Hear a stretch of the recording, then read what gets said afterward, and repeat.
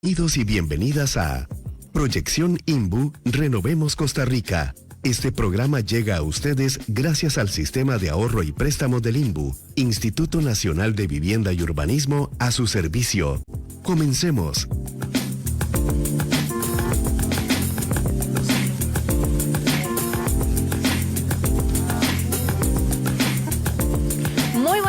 Gracias por acompañarnos en este viernes. Les saluda Tatiana Mora de El INBU y esta mañana, Meli, bienvenida. Vamos a tener un tema buenísimo. Un tema que además en cuanto a construcción está muy en tendencia. Y bueno, ¿cómo están? Primero quería saludarlos, ¿verdad? Es que este tema nos encanta y entramos de lleno. Esperando, por supuesto, que esté muy bien.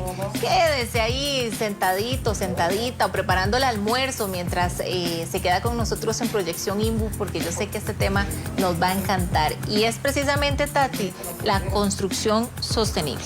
Vos decías súper bien, está muy de moda porque yo creo que estamos siendo muy conscientes todos y todas de cómo vivimos, y parte de ese vivir es cómo construimos y que sea sostenible, que sea amigable con ese ambiente, pero sobre todo que digamos, ¿será barato o no será barato? Ay, ¿Me saldrá muy caro? ¿No me saldrá muy caro? Pero hoy vamos a despejar todas esas dudas.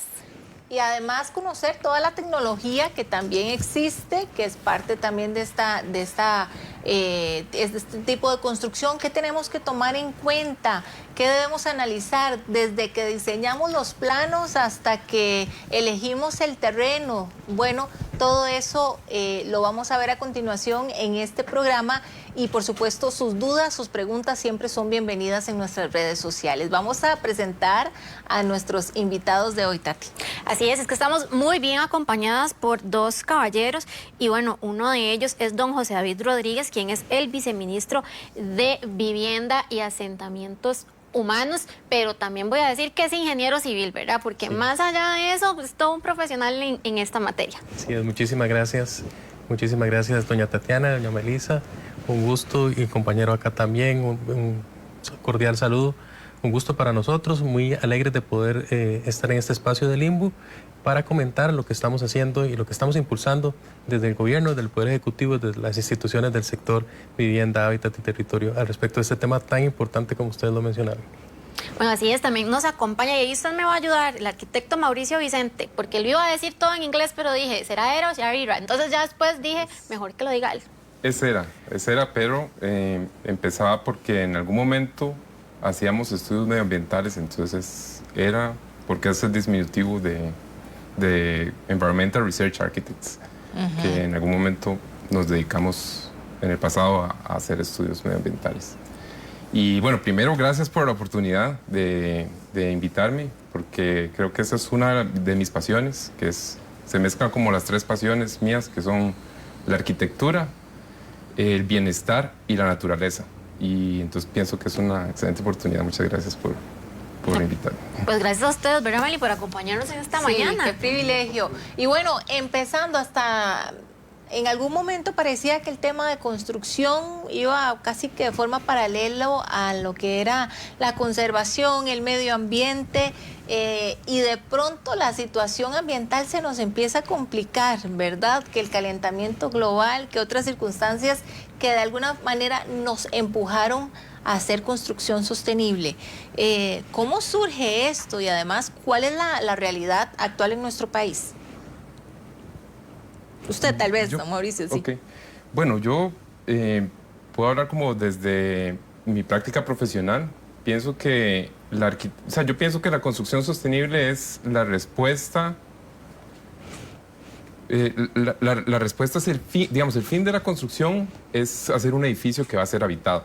Entonces pienso que tomando eso como fin, lo primero, digamos, es alcanzar un espacio agradable, con buena calidad espacial. Entonces ahí entra mucho el tema, digamos, de uno sentirse a gusto en un edificio. Y cuando uno se siente a gusto con un edificio, es un edificio que no compite con el entorno. Yo pienso que es un edificio que se mimetiza, que es como parte de él.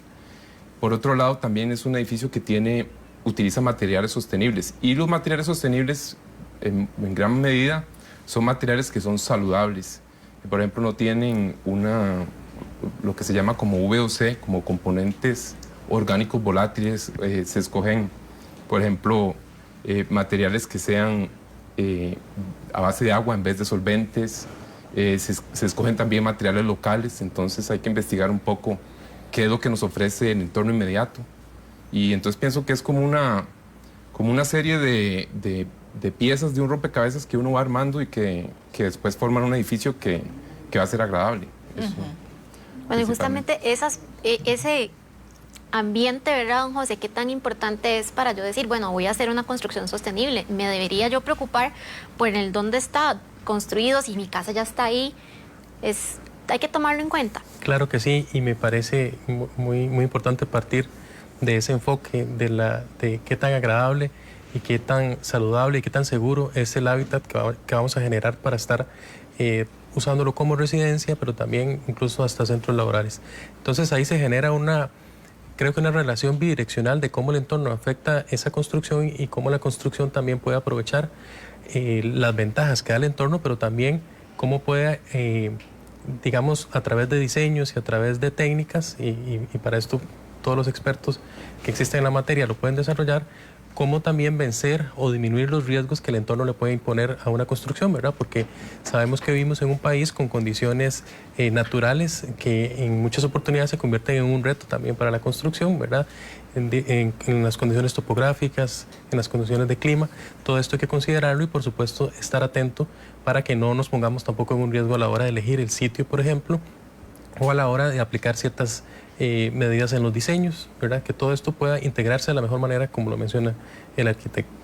Bueno, súper importante, Meli, y es que la construcción sustentable o sostenible son todas esas estructuras, el proceso, pero también el cómo lo vamos haciendo, ¿verdad? Y al final ese ambiente y todos los beneficios que nos va a generar. Y surge entonces la pregunta, ¿cómo construir, ya sea mi casa, oficinas, un comercio, de forma sostenible y además con materiales, como escuchábamos, sostenibles? Veamos la siguiente información. Con la toma de relevancia de temas como el calentamiento global y el cambio climático, los temas de sostenibilidad y economía circulares se han vuelto mucho más importantes, tanto para clientes como para las empresas mismas. El sector vivienda y construcción no es la excepción, ya que los materiales sostenibles se han vuelto más accesibles y las prácticas respetuosas con el medio ambiente han avanzado a pasos agigantados, dándole paso a la práctica conocida como construcción sustentable. De hecho, la economía circular en la industria de la construcción implica un enfoque en la reducción de residuos y reutilización de materiales en todo el ciclo de vida de un edificio. En lugar de adoptar el modelo lineal de tomar, hacer, desechar, las empresas actualmente adoptan prácticas que fomentan la renovación, restauración y regeneración de recursos, marcando un impacto significativo en el mercado y en las formas que las empresas colaboran y generan valor. Se podría pensar que la construcción de edificios y viviendas sostenibles llevan estrictamente paneles solares o sistemas inteligentes de almacenamiento de agua, pero una construcción sostenible toma en cuenta también aspectos como el entorno y la orientación del lugar. La construcción sostenible o sustentable se basa en algunos pilares como el respeto por el entorno, la optimización de recursos naturales existentes y el respeto de los principios ecológicos. Quédese con nosotros en esta edición de Proyección INBU y conozca más sobre las ventajas de la construcción sustentable. Acompáñenos. Bueno, yo estoy segura que hay N cantidad de ventajas, beneficios buenísimos del construir, como decía la nota, ya no lineal, ¿verdad? De que uso y desecho, sino de que pueda utilizar otros materiales que de pronto no eran tan comunes para uno, o que uno dice, bueno, yo no me hubiera imaginado esto, o solo pienso que la construcción sustentable es justamente los paneles solares, y estoy segura, don José, que hay muchísimas otras cosas más.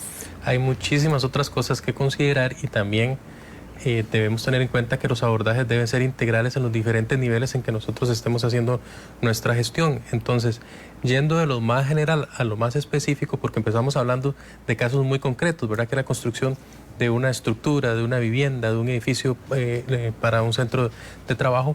Pero si nos vamos a lo más general, estamos también hablando de cómo definir a través de las políticas públicas esas líneas de trabajo, esas líneas de acción que generen incentivos para que a través de la oferta que se genera por parte de los desarrolladores, por parte de la inversión en infraestructura pública, se vaya también incorporando elementos de construcción sostenible y vayamos generando un mejor ambiente digamos, para que los constructores puedan aplicar estas buenas prácticas.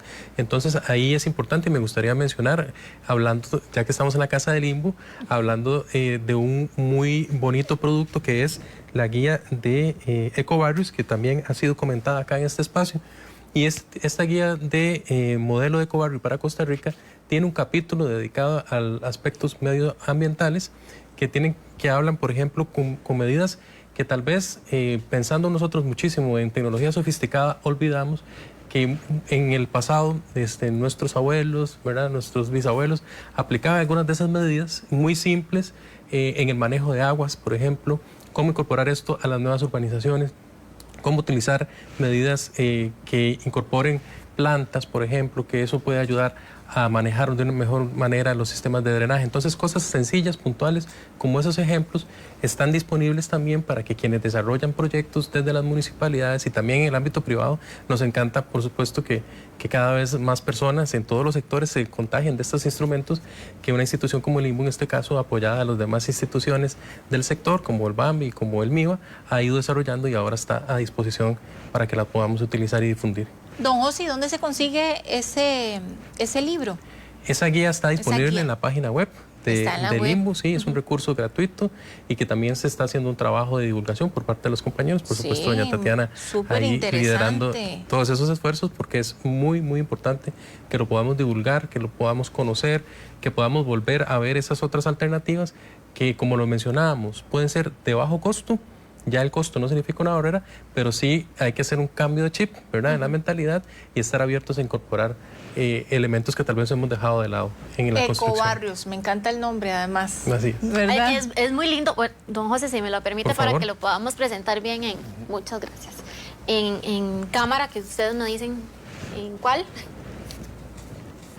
Bueno, aquí lo vamos a tener mientras. Ahí está, para que lo puedan ver, lo pueden bajar en www.inbu.go.cr, que es importantísimo. Melissa, un producto del 70 aniversario, lo lanzamos, no, ya hace un ratito, es que yo todavía pienso que estoy como en febrero, sí. Entonces, pero no, sí, ya tiene un ratito, de principio de año fue, y esto le funciona a todo el mundo, a los desarrolladores, a las municipalidades, a las asociaciones de desarrollo local, que es importante que se involucren en estos procesos, porque ahí es donde están las verdaderas necesidades. Quienes saben qué se necesita somos nosotros mismos, los que vivimos en los cantones. Entonces lo pueden descargar ahí, y con esto le voy a preguntar a don Mauricio, ¿qué otros elementos? Don José nos decía, es que hay muchos otros elementos, ¿verdad? No solamente eso que a veces uno piensa que es caro, que son los paneles solares, pero ¿qué otras cosas pueden ser sustentables y que uno diga, mira, no se me había ocurrido eso? Claro. Bueno, a mí me gustaría empezar siempre como, para mí, lo que es más importante. Yo pienso que el entorno para mí es fundamental, y cómo el edificio se emplaza o cómo responde al entorno. Entonces siempre es como eso de premisa, porque de ahí, digamos, se parte de la orientación del edificio. La orientación es clave porque ahora conocemos, bueno, se conoce, pero hay programas ahora que nos pueden ayudar a saber con exactitud la posición del sol durante toda la vida del edificio, durante todo el año. Entonces, tenemos la posibilidad de diseñar aleros, de diseñar una correcta orientación para que el edificio no se caliente. Y de la misma forma también empezar a aprovechar otros recursos, digamos. Para mí, el más valioso de todos también tiene que ver con el sol, que es además el elemento más lujoso en la arquitectura, que es la iluminación natural, es la luz natural. Eso es lo que le da calidad espacial a un espacio. Entonces, una correcta iluminación una correcta orientación permite una adecuada iluminación natural. Y una adecuada iluminación natural evita el uso, por ejemplo, de iluminación artificial. Y así sucesivamente, digamos, una buena orientación también con relación al viento permite aprovecharlo como un recurso de ventilación, de renovación de aire, un edificio más saludable. Y así sucesivamente ir poniendo las piezas claves del edificio. Y así, en realidad, es como un proceso casi que interminable, porque las construcciones no terminan cuando uno termina el proceso de construcción. Más bien empiezan en el momento que las personas empiezan a habitar el edificio. Entonces también es cómo interactúan con el edificio, si hay que mantener las plantas, si hay que mantener, o sea, todo lo que nosotros también hacemos con el edificio, si, cómo qué desechos emite el edificio. Y luego también, tal vez estamos acostumbrados a que un bien inmueble se vende y ya uno se deshizo de él, pero los bienes, los bienes raíces en algún momento cumplen su vida útil. Entonces también hay que pensar cómo se va a remodelar en un futuro cuando cumpla su vida útil, cómo se va a demoler. Y entonces ahí entra también como este concepto de cuna a cuna. Entonces uno empieza a escoger materiales que sean reciclables. O sea, hay vidrios que son reciclables y hay vidrios que no. Hay pisos que son reciclables, hay pisos que no. Y así uno empieza a escoger una serie de materiales y empieza a armar el rompecabezas. Y eso es lo que pienso que hace que la arquitectura sea fascinante, porque una persona puede dar una solución a un mismo problema completamente diferente y las dos funcionan. Eso es como fascinante, ¿verdad? Es ahora, don Mauricio, algo interesante también que veía de esto, normalmente uno llegaba a un lote pensando construir y pensaba quitar todo lo que había para levantar aquel edificio de cemento, y mucho de la construcción sostenible más bien es esa relación. Bueno, si hay un árbol aquí, ¿cómo diseñamos esta casa o construcción que incorpore el árbol sin quitarlo, ¿verdad? Y eso me parece tan bonito.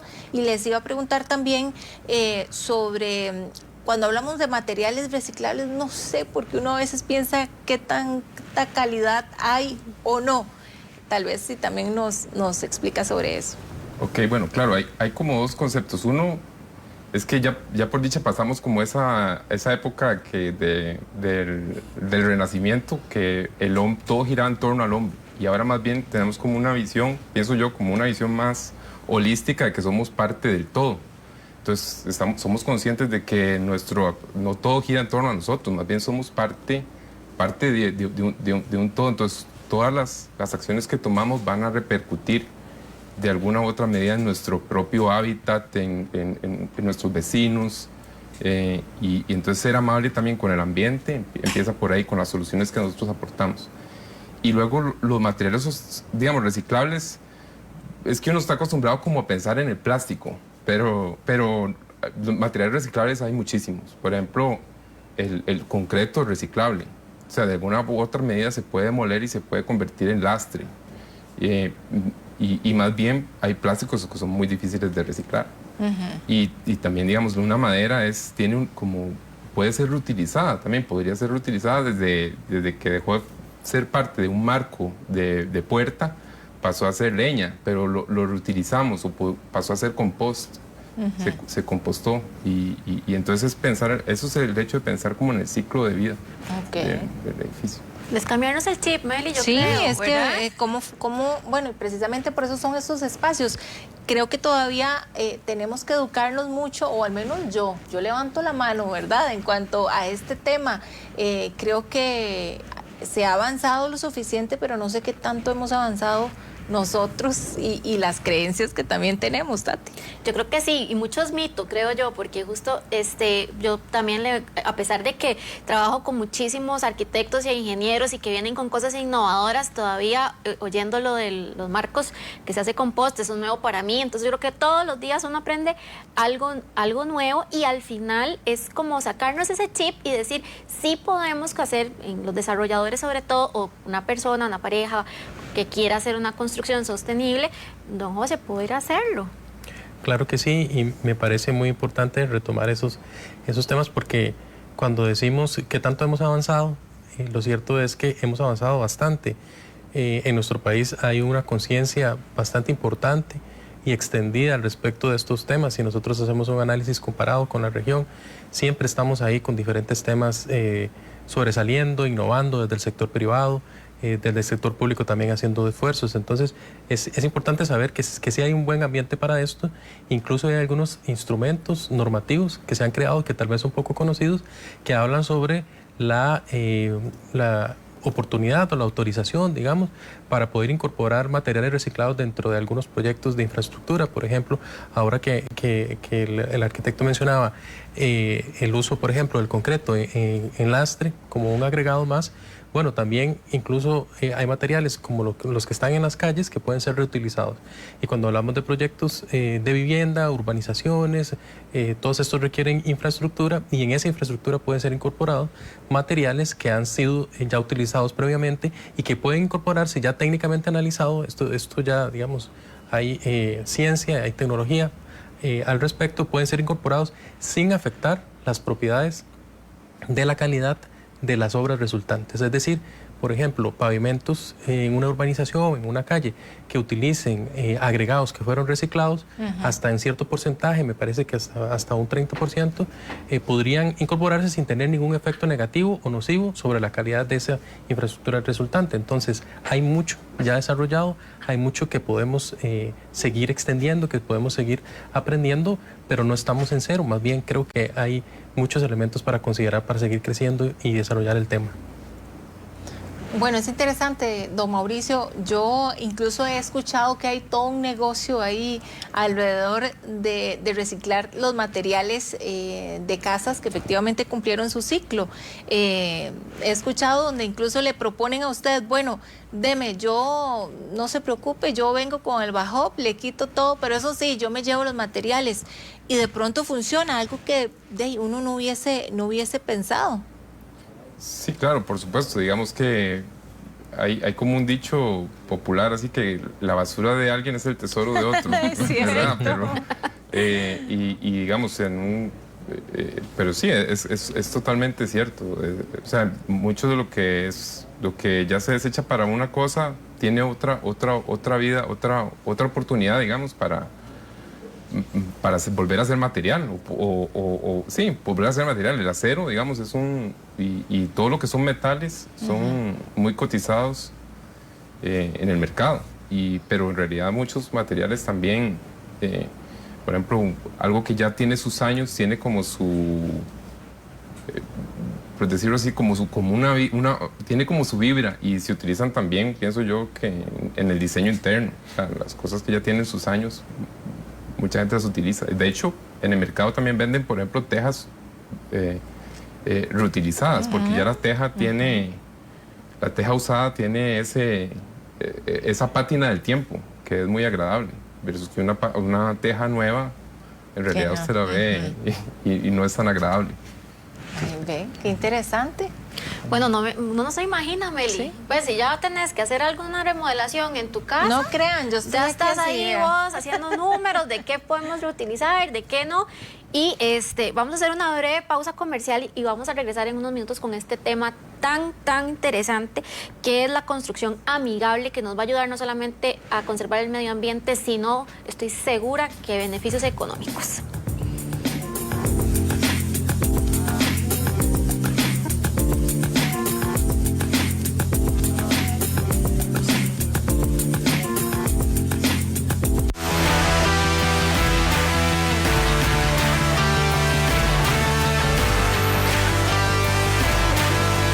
Este viernes en Fútbol al Día finalmente comienza el torneo Apertura 2024, el perfil de todos los equipos, partidos que comienzan en la tarde de este mismo viernes y que el fin de semana nos prometen más duelos emocionantes.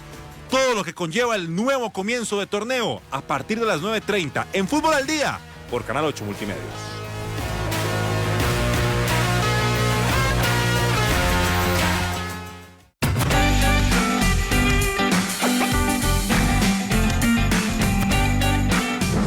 Cuando estaba dando uno de los brindis, me equivoqué de nombre del novio. Casi me muero yo de la vergüenza. Ay, mi abuela para mí es maravillosa. Yo la amo con todo mi corazón y también me transmitió el amor por la enseñanza. Eso es cierto, ustedes no tienen una idea. Yo todo el tiempo ando llena de chunches, de todo. Tras de eso, en el escritorio que yo tengo, eso parece una pulpería.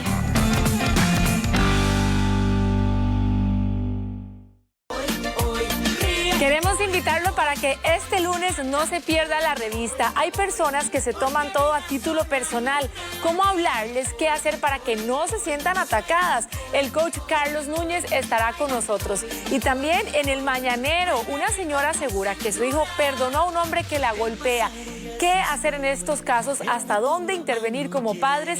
Ya lo sabes, tu cita es acá con nosotros este lunes de 8 de la mañana a 10 en la revista Porque la vida es hoy. La revista, de lunes a viernes, 8 de la mañana, por Canal 8, cerca de vos.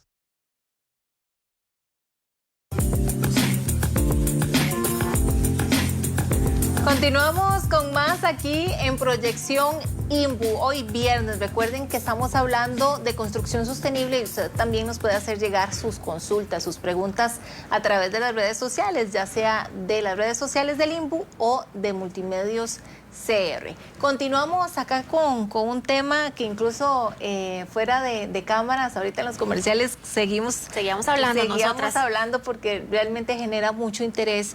Y vamos hacia esto, don José, también de pronto, ok, suena todo muy bonito, esto de la construcción sostenible, ¿qué tan aplicable es en la realidad? Y sobre todo, bajo la responsabilidad también que se tiene desde el gobierno, ¿cómo se ha aplicado esto desde el INBU, por ejemplo, en las distintas construcciones de pronto de bien social que ustedes también realizan?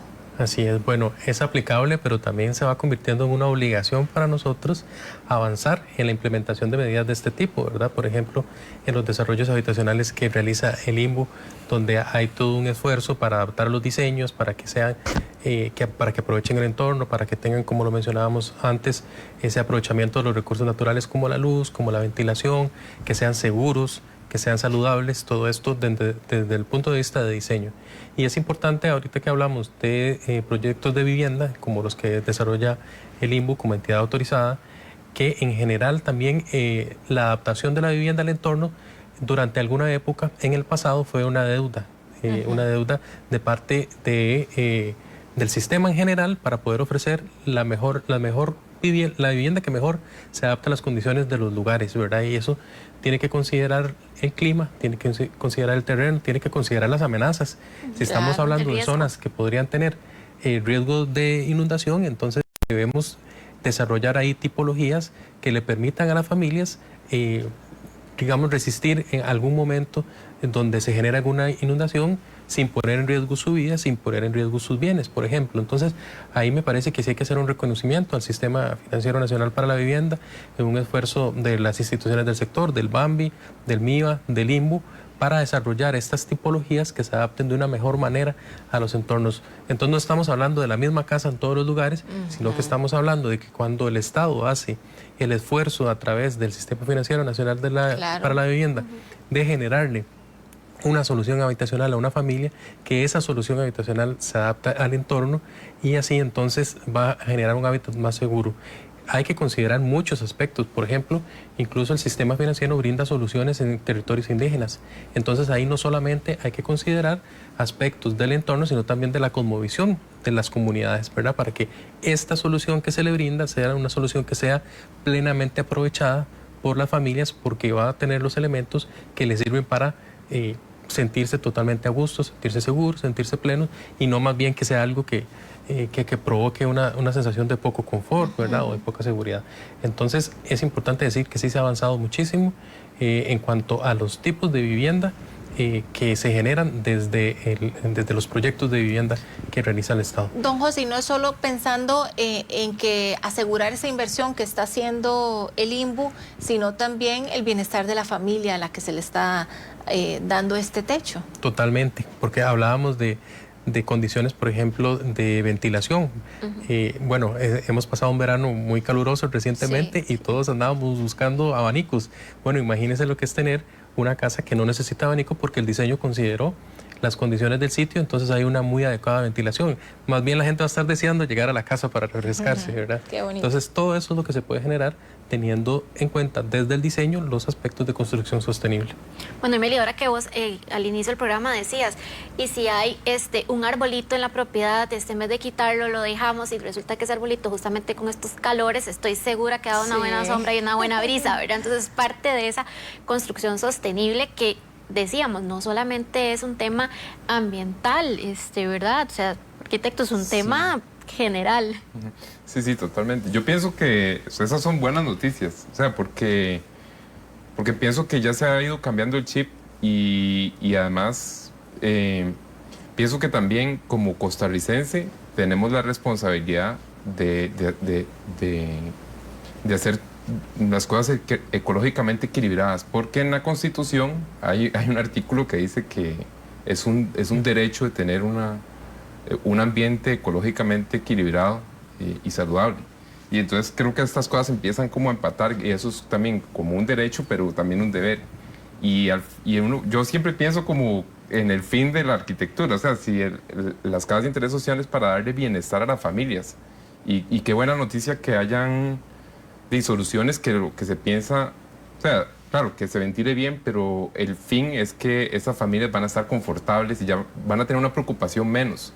Ya van a poder salir de la pobreza porque ya digamos, tienen su hogar, ya pueden empezar a pensar en otras cosas. Creo que es muy agradable pensar en eso. Sí, de verdad que es una muy buena noticia. Y bueno, otro tema acá importante es qué tan caro sale implementar la construcción sostenible. ¿Será que esto de hacer construcciones amigables con el ambiente me ayuda también a las finanzas? Bueno, Meli, yo sin temor a equivocarme voy a decir que sí, pero para eso preste muchísima atención porque en la siguiente nota nos van a contar un poquito más. Construir de forma sostenible tiene muchas ventajas para quienes tienen esta buena práctica. Por ejemplo, una vivienda que siempre esté fresca o bien iluminada le puede traer bienestar a quienes residen en ella, pero también para quienes tienen una empresa o industria dentro de una edificación que sea amigable con el ambiente, ya que pueden obtener grandes beneficios para su bolsillo. Esos beneficios que los vemos a mediano largo, vamos a tener esta reducción en el costo energético, en el consumo del agua, en la salud y el bienestar de los ocupantes. Bueno, creo que en los años previos vimos lo bueno que es tener espacios abiertos, ventilados y demás. Entonces es un beneficio sumamente importante. Se estima que invertir en construir de forma sostenible puede llegar a costarle entre un 5 y un 7% más. Sin embargo, el ahorro y beneficios a corto y mediano plazo es bastante considerable.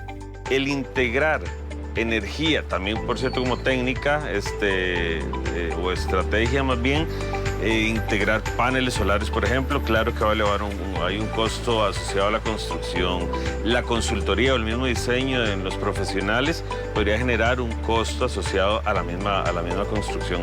Entonces puede haber en este y otros aspectos un crecimiento porcentual bajo, pero al fin crecimiento. Entonces, si nos vemos específicamente en la parte de diseño pasivo, no debería representar ningún costo y más bien hay beneficios a corto, mediano y largo plazo de todo este proceso. Aunque en el país son cada vez más las personas que prefieren construir de forma sostenible, aún hay mucho camino por recorrer para que Costa Rica se convierta en una nación con infraestructura amigable con el ambiente. Ahora, uno de los mayores retos, vuelvo a uno que me había mencionado, es generar mayores incentivos para la construcción sostenible.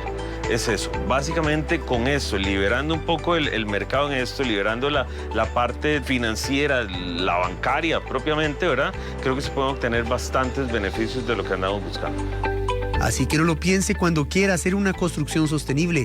Sepa que está respetando y comprometiéndose con el medio ambiente, haciendo un uso eficiente de las energías renovables, del agua y de los materiales, ayudando a su vez a reducir el impacto ambiental, pero ante todo, le da a usted bienestar y ahorro a su bolsillo. Le informó Álvaro Valverde Loaiza, Proyección INBU.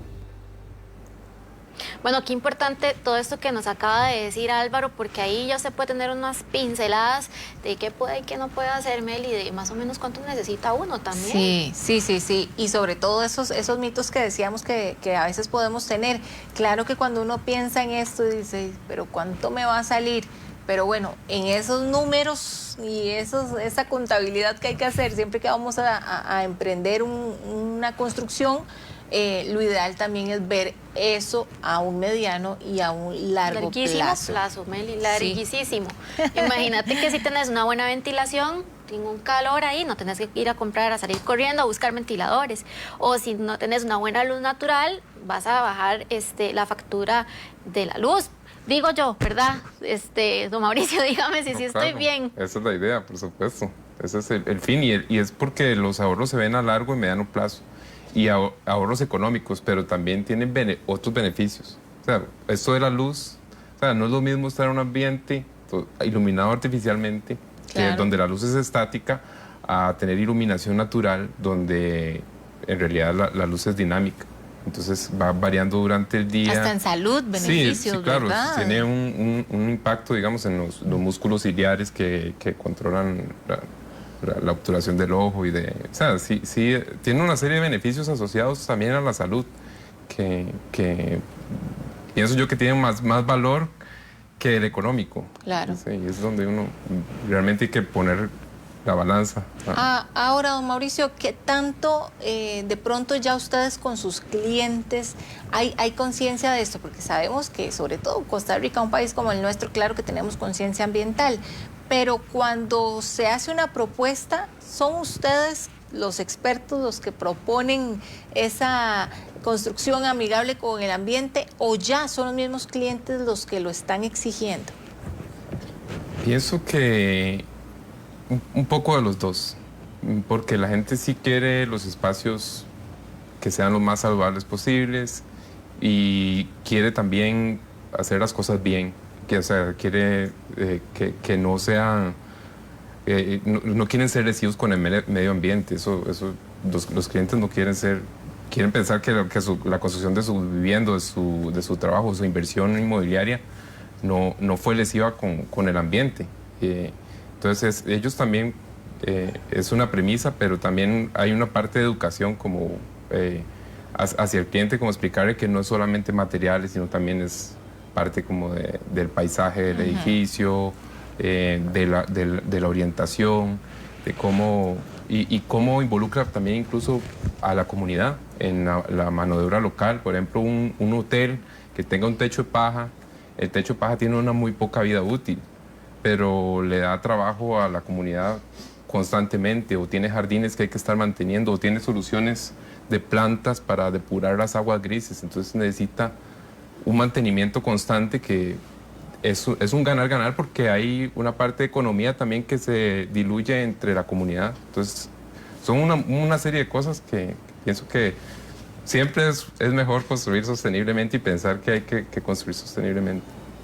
Bueno, yo estaba pensando, Meli, ahora que también estábamos en el corte, justamente, bueno, ya yo pasé por esa etapa, ya construí y ahora tengo esta casa que no tenía materiales sostenibles, pero yo quiero hacer remodelaciones, y después de que vi el programa de Proyección INBU y ya estaban hablando de estos expertos y dije, ay sí, me encanta, don José, ¿cómo hago yo para convertir mi casa, esa vivienda que no estaba pensada de manera sostenible, en convertirla un poco sostenible, o toda de pronto? Bueno, yo creo que ahí hay que echar mano a los expertos, ¿verdad?, que nos pueden ayudar a establecer en el proceso de remodelación, a partir de las necesidades que tenemos cada uno de los habitantes de esas casas, ¿verdad?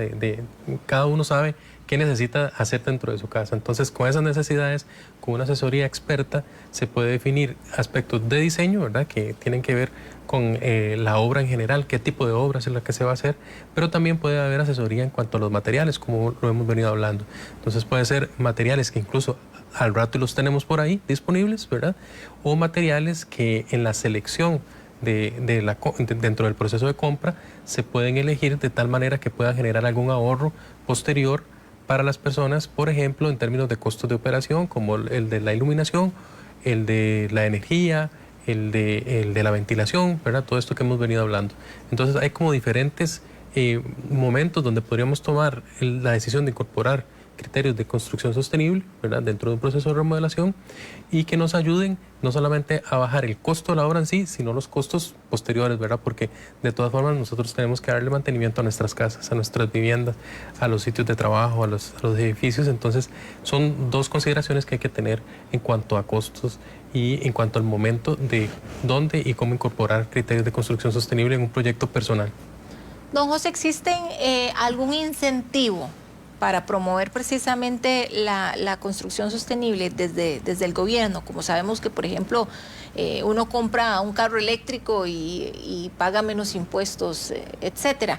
¿Actualmente hay algún plan como incentivo para la construcción sostenible? Sí, es importante, ahora que hablábamos del tema de costos, ¿verdad?, porque sí, efectivamente tiene un costo, ya sea en cuanto a tecnología o también en cuanto a los servicios profesionales, ¿verdad? Para obtener todas estas asesorías. Sin embargo, hablándolo desde el punto de vista de la inversión pública, el truco, digamos, donde podría estar el ahorro posterior es en la obtención de recursos financieros con unas mejores condiciones, porque existen lo que se conoce como fondos verdes dentro de la banca multilateral o dentro de la banca nacional, que está buscando proyectos que cumplan estos requisitos a través de diferentes certificaciones o programas para poder entonces brindar unas condiciones más favorables. Entonces, tal vez el costo del proyecto sí va a reflejar la decisión de incorporar aspectos un poco más sofisticados en términos de construcción sostenible. Sin embargo, el costo del financiamiento en el largo plazo va a ser menor. Entonces, eso es importante considerarlo dentro de los costos generales y la valoración de los proyectos.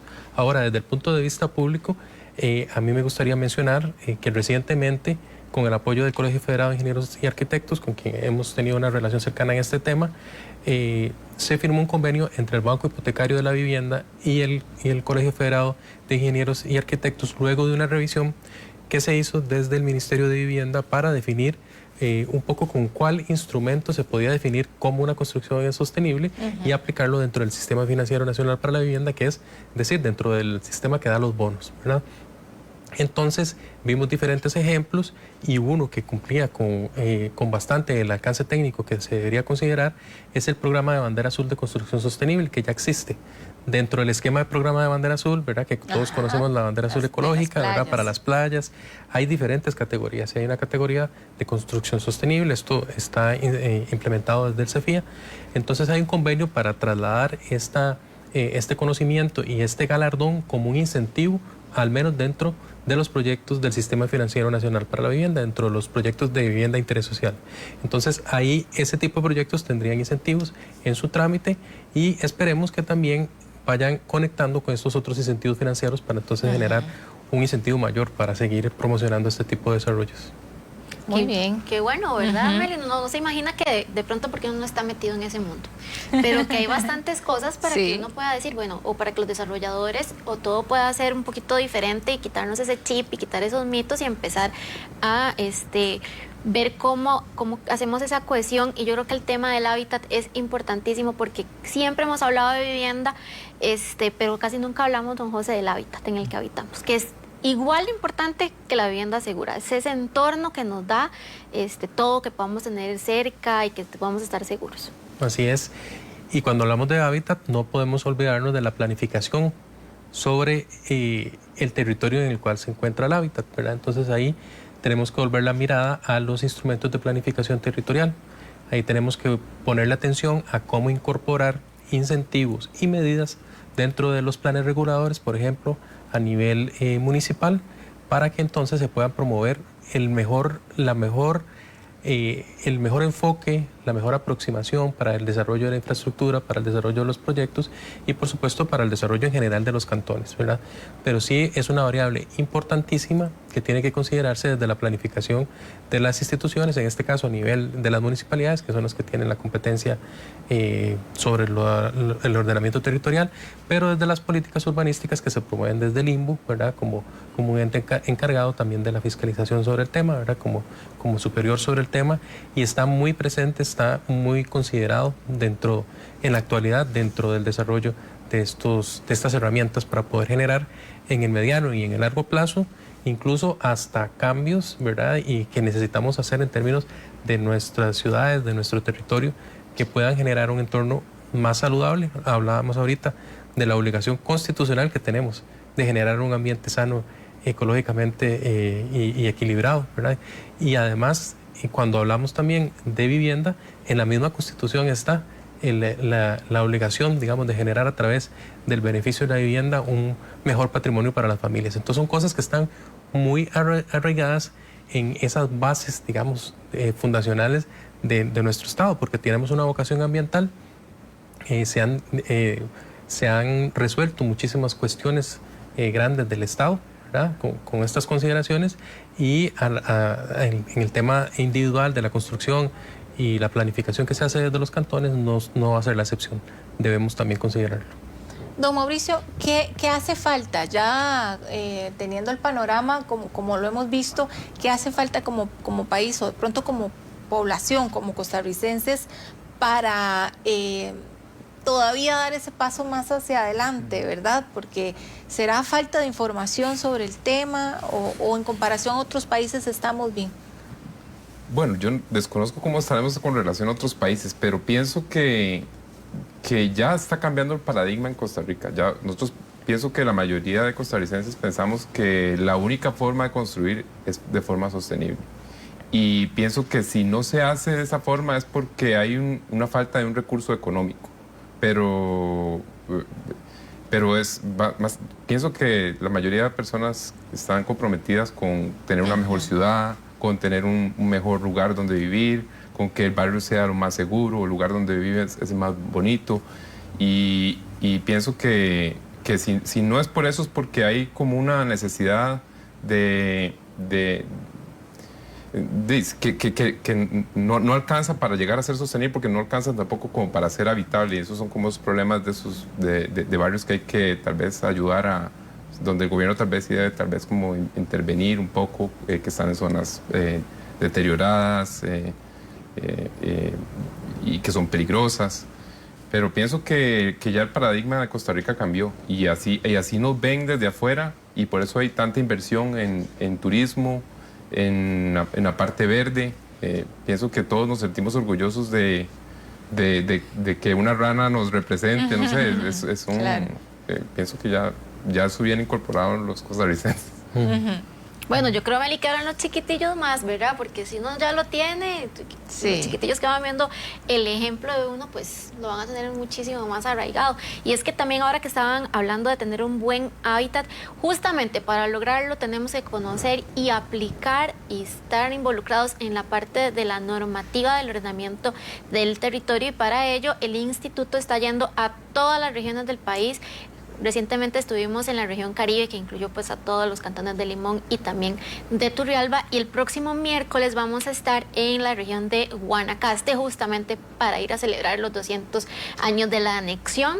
Estos talleres que estamos dando, o este taller que vamos a dar, es un conversatorio regional sobre ordenamiento del territorio, y que vamos a hablar de la normativa existente, de esto que nos hablaban los expertos hace un momento. Está dirigido, eso sí, para profesionales en ordenamiento del territorio, quienes los geógrafos, los geólogos, los abogados que se dedican a esto, y por supuesto todos los profesionales de las ingenierías y la arquitectura. En pantalla estamos viendo el correo donde usted puede escribir para poder asistir. Es el próximo miércoles 24 en el Iberia, a partir de la 1:30 a 3 de la tarde en el Hotel Los Boyeros. Meli. Bueno, vean qué linda oportunidad, ojalá puedan aprovecharla. Nosotros nos separamos un instante, pero ya regresamos con más de un tema que yo sé que a todos nos interesa: construcción sostenible. Ya regresamos, somos Proyección INBU.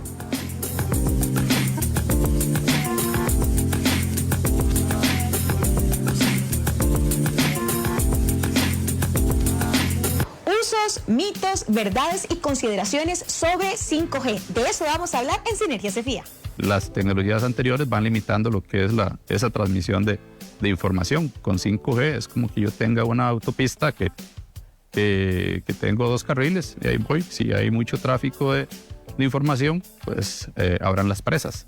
Pero ahora voy a tener 5G que me va a poder ampliar esa autopista, ya no de un carril, sino a 10. Hay una relación aproximadamente de 10 veces lo que puedo mejorar. Acompáñenos en Sinergia CFIA, su programa televisivo de las ingenierías, arquitectura, consultoría y construcción.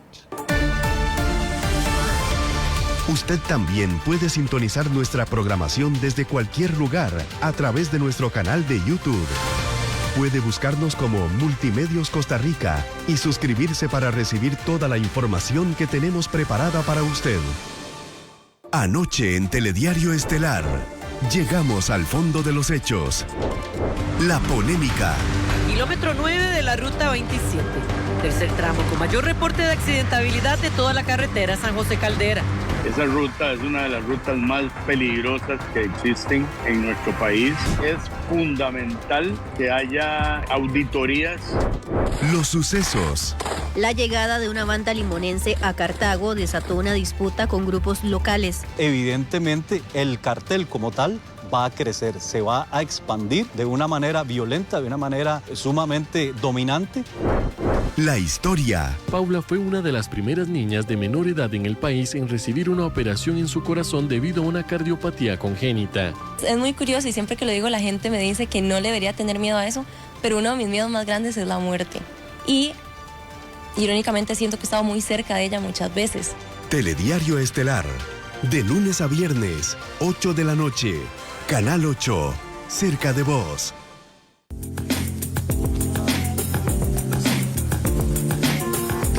Gracias por continuar con nosotros en esta hermosísima, ya no mañana, pero ya sí tarde de viernes en este tema de construcción sostenible, que hemos tenido dos expertos que nos han dado tips, Meli, buenísimos, hasta si uno tiene que remodelar la casa. Ya Tati y yo tomando apuntes, ustedes no saben cómo estamos y esperamos que ustedes también en casita. Y bueno, por supuesto nuestros televidentes también nos hicieron llegar algunas consultas para nuestros expertos del día de hoy, así que vamos a escuchar la primera consulta. Buenas, ¿puedo plantar un árbol a la hora de construir mi casa, dentro de la casa? Qué importante, ¿podemos? ¿A quién se le pide permiso o nada más llego y corto? Dependiendo del tamaño del árbol, de la importancia, me parece a mí que si es una especie... bueno, depende también de la ubicación donde esté, porque hay áreas donde no se puede cortar. Entonces, primero hay que pedir un uso de suelo en la municipalidad y ahí le van a decir si necesita un retiro, digamos, de limbo, exactamente si está en una zona de río, pero si está en un lote urbanizado y es un árbol pequeño, pienso que lo ideal sería hacer la consulta a la municipalidad directamente, si requiere o no el permiso. No porque el árbol está en mi propiedad, puedo hacer lo que yo quiera. No, pienso que si es un árbol pequeño, pues dependiendo de lo que para una persona sea un árbol, porque pienso que un árbol así, eso no hay que sacar un permiso, pero un árbol frondoso con un tronco considerable, sí pienso que lo mejor sería consultar al gobierno local. Bueno, ya sabemos, Meli, si tenés un árbol, preguntemos a la municipalidad, pero también tenemos otra consulta. Bueno, mi consulta sería si es bueno poner tragaluces en los techos de las casas, sea la cocina, la sala. ¿Cómo nos recomiendan eso ellos? Don José, cuéntenos. Yo creo que es una buena medida de bajo costo para mejorar la iluminación. Eso sí, y bueno, los arquitectos tal vez tendrán más conocimiento. Hay que considerar también que la luz solar pues, también emite calor, entonces hay que considerar ese aspecto para que no tenga un efecto negativo, digamos, en el ambiente. Pero definitivamente sí puede ayudarnos a solucionar aspectos de iluminación y como lo ha mencionado Mauricio antes, definitivamente que la iluminación tiene un efecto sobre nuestro estado de ánimo. Entonces, si hay un lugar muy oscuro y el tragaluz podría ser una opción, es una medida de bajo costo. ¿Se usan todavía, don Mauricio, o se ha avanzado hacia...? Sí, se utilizan. ¿Sí? Sin embargo, como dice don José, hay que tener una consideración que es el calentamiento que podría tener, digamos, el espacio si hay un tragaluz. Y, digamos, si fuera como una solución, pienso que habría que ir probando con el tamaño. Si es un lugar caliente, tener un poco de cuidado, porque podría más bien hacer muy incómodo. Y a la hora de diseñar, pienso que siempre es mejor evitarlos. En el trópico es mejor evitarlos porque tenemos condiciones en algunos momentos de cielo totalmente despejado, donde la radiación es demasiado para un tragaluz. Entonces se utilizan en forma horizontal. Es lo que llamamos en arquitectura como monitores, claraboyas, linternillas. Es otro tipo de solución más bien que donde tenemos iluminación en la parte de arriba, que es muy agradable, pero no necesariamente está en forma horizontal. Y eso ayuda mucho, digamos, además le da mucha calidad espacial a la casa. Bueno, esto nos lleva a la siguiente pregunta que también vamos a ver a continuación. ¿Qué puedo hacer si mi casa se calienta mucho durante el día o por la noche? Bueno, qué importante eso, Meli. Yo no sé si te pasa, pero yo sí he estado en lugares donde durante el día está muy caliente y después está muy frío o viceversa. ¿Qué hacemos, don José? Bueno, eso tiene que ver posiblemente con una cuestión de diseño y también de materiales, ¿verdad? Ahí también hay que considerar que digamos, de forma muy general, ¿verdad? Yo no soy experto específicamente en este tema, pero de forma general el aire caliente pues tiende a subir. Entonces hay que considerar aspectos de ventilación, ¿verdad?, en las partes superiores para que por lo menos nos ayuden a liberar un poquito de eso, siempre con el cuidado que mencionábamos anteriormente, y es que si lo hacemos a través de alguna ventilación que también genere luz directa, podría aumentar el calor, ¿verdad? Entonces hay diferentes medidas como los monitores, ¿verdad? Hay algunos tipos de sistemas de ventilación, ¿verdad?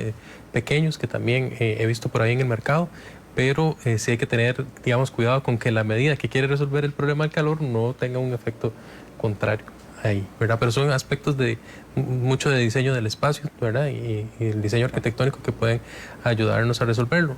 Diferente es si ya es una situación que se ha generado, ¿verdad? Y no estamos hablando desde el diseño. Ahí hay que ponerse un poco más creativo con respecto a las medidas. Sí, puede influir la poca ventilación del lugar, la altura del techo, todo eso influye en la temperatura de una casa y por supuesto donde está ubicada, ¿verdad? Por supuesto, de hecho, lo que más influye, por eso yo decía que de las cosas más importantes es como el contexto, porque la orientación es clave. Lo que más influye es la forma y la orientación de una casa en el calentamiento. Por ejemplo, una casa que tenga las ventanas hacia el oeste va a tener toda la radiación después de las 12 del día, va a tener toda la radiación y en algún momento del día es imposible de obstruir, porque el sol prácticamente va a estar horizontal, entonces va a entrar la radiación y va a calentar la casa. Y obviamente que la forma influye. Y, digamos, hay que conocer cuál es el motivo por el que se está calentando, porque hay muchos factores. Podría ser que, digamos, la cubierta, el techo, lo que llamamos techo, de un material muy oscuro, que no tenga un adecuado aislamiento, que no tenga ventilación. Hay una serie de factores que sí hay que verlo, digamos, como de manera puntual, pero pensaría que empezaría como por ir pensando en las cosas como que podrían ser más problemáticas, o sea, la orientación, revisar primero la orientación, luego si la cubierta está bien aislada, si es de un color o un material adecuado, y a ir buscando soluciones, porque sí hay soluciones para edificios existentes. Siempre, digamos, también en arquitectura o en la construcción sostenible, el edificio más sostenible es el que no se construye. Entonces siempre, digamos, hay que buscar soluciones a las cosas que ya están hechas para hacerlas más sostenibles. No, me vieras que yo he escuchado, y no sé si es mito o no, que cuando uno está haciendo la casa tiene que pensar si las personas, o sea, si vos vas a dormir y si te gusta dormir bastante en la mañana, si sos dormilón de mañana o son nocturno, porque dependiendo de donde pongas el cuarto, te pega la luz del sol y entonces te despertas más temprano. ¿Es cierto eso? Claro, por supuesto. Sí, digamos, de hecho el sol es lo que por años y milenios había orientado las construcciones de las casas. De hecho, las construcciones romanas, y de hecho San José, por ejemplo, está hecho en cuadrantes porque siguen el patrón del sol. O sea, la ciudad más que responde al sol es una ciudad que está en cuadrantes, y los ejes longitudinales responden exactamente al movimiento del sol, el norte y el este. Entonces, por supuesto que la orientación influye en si el espacio se va a calentar o no, o si se va a ventilar o no también. Porque, por ejemplo, en la ubicación geográfica que tiene Costa Rica, la mayoría de veces el viento viene del noreste. Qué interesante, don Mauricio. Yo lo del sol nada más había pensado en que la ventana del atardecer.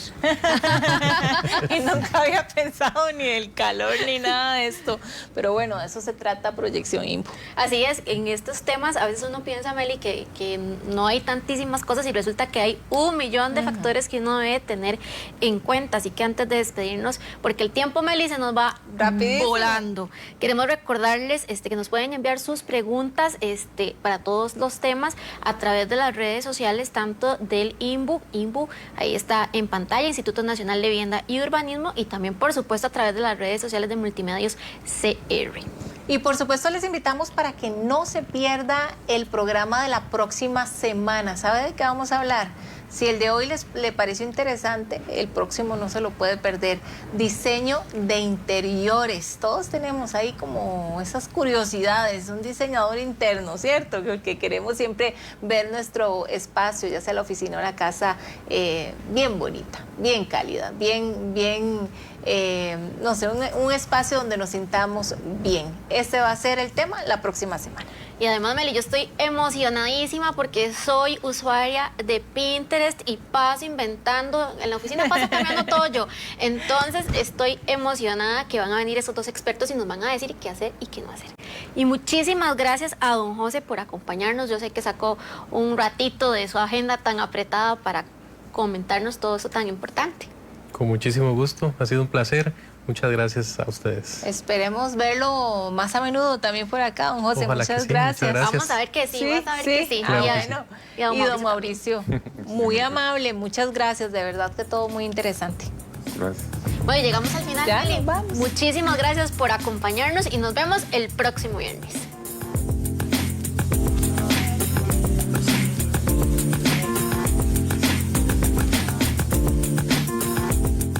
Hasta aquí, Proyección INBU, Renovemos Costa Rica.